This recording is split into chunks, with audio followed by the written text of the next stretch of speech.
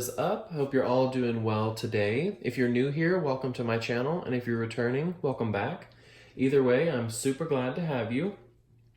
So I'm back with a long-awaited video. I know I keep you guys waiting forever, every time, but I promise, I've been really busy this time. If you follow me on my Instagram stories, you know I've been tied up with a new house, decorating, projects that needed to be done, this, that, and the third. I've just been super busy, but I actually had time and I'm making myself sit down and film this video that's been overdue for literally weeks.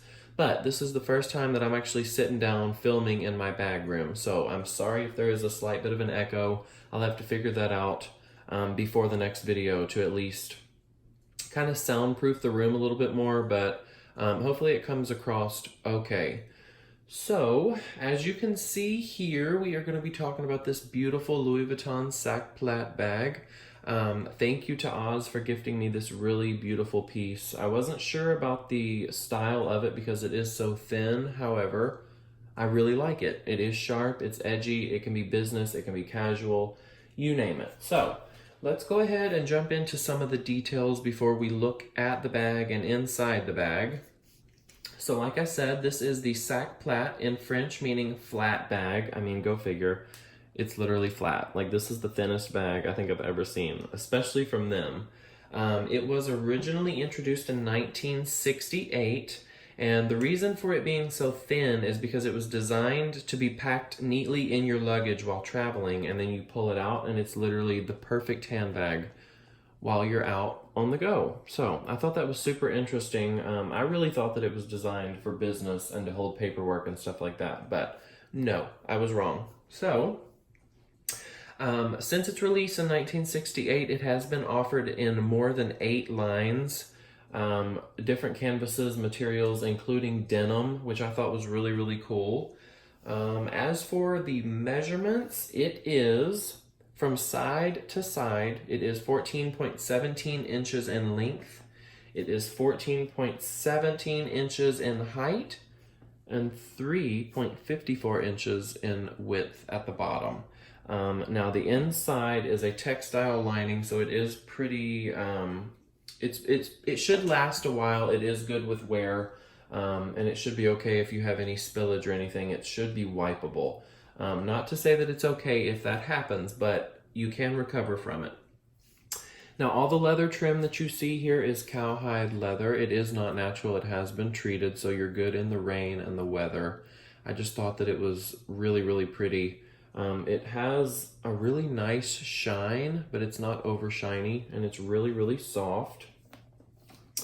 So, as you can see, you have your handles here, which I believe, I would say is maybe the same drop as a Speedy. You can fit your wrist in it or the crook of your arm just fine, but it also comes with the shoulder strap on the new Virgil Abloh style. And I was kind of worried about the chain because it's like a powder coated, they say porcelain, but it's almost like a plastic. And then you have this clasp here, which is actually metal, and each chain link piece is going to have Louis Vuitton engraved in it. I don't know if the camera is going to pick up that detail, but I will try to show you guys. Okay. So the canvas, as you can see, doesn't have that infamous, well, I won't even say infamous, that really popular, well-known green undertone. It's almost as if they're going more mustard yellow, just slighter on the warm side. It is still pretty, however. I don't have any complaints about this canvas. It is really nice. It feels good. It looks good. I am a fan of all matte black hardware, so this was definitely a winner for me. And I like how this little clip is your security. So all you do is pull it out and you push it right back in. Everything is super smooth. You can see the Louis Vuitton logo there, as well as the little, I don't even know what you would call these. The little joints that hold the handle to the bag itself has the Louis Vuitton emblem, and each little nail head is a flower. That goes for the front and the back. Let's flip this one up really quick and show you. Bam. The alignment is perfect.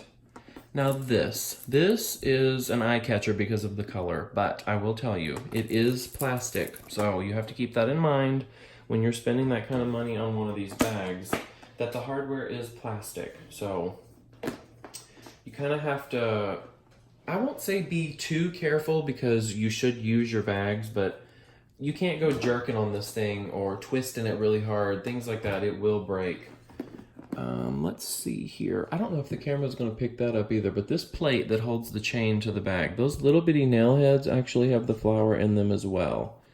Everything is really cohesive. Everything goes together well. So there is the look at the outside. Now we're going to remove the pin. Actually, I'm going to show you one more thing.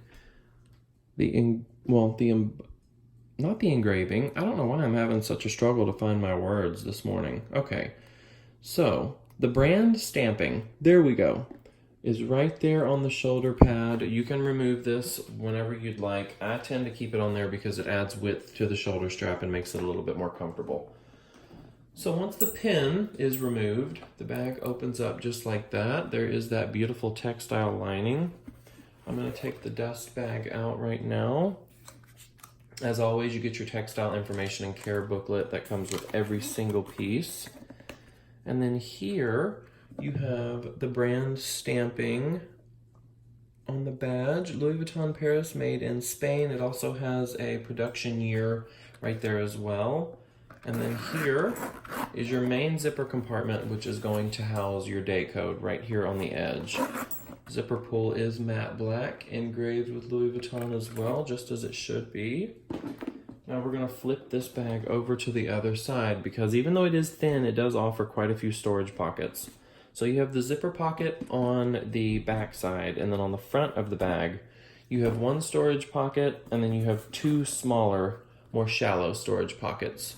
So it does give you options, and I did read some online info that says even though this bag is thin, it can fit pretty much everything that a Speedy 40 would be able to hold. So that is good to know. It just depends on how you can stack your pieces. And like I said, you push the bag together just like that, and you push the pin through it, bam, it's locked. Well, locked per se, but you get the drift. Everything is smooth. Everything feels really nice.